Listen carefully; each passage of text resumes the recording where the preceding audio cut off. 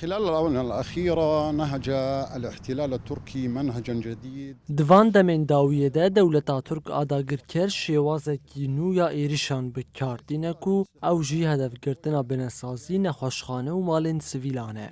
Ev şêwazê nû yê êrişan diyar dike ku dewleta Tirk dewletekê terorîst e û dixwaze gelê herêmê qir bike.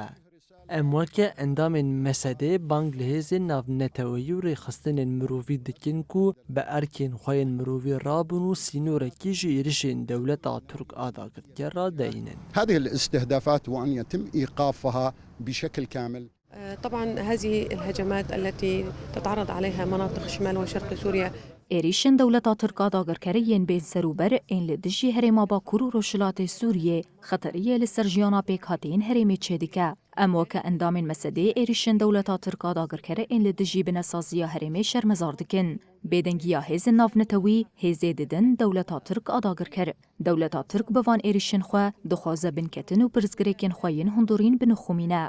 Serkeftina konferansa Mesedê û hevpeymana civakî bersiveke xurt ji êrişên dewleta Tirk adagirker bû. Ji ber wê êrişên xwe yên li dijî herêmê zêde dike. دائما تقوم بقصف هذه المناطق لخلق وزعزعة أمن واستقرار المنطقة.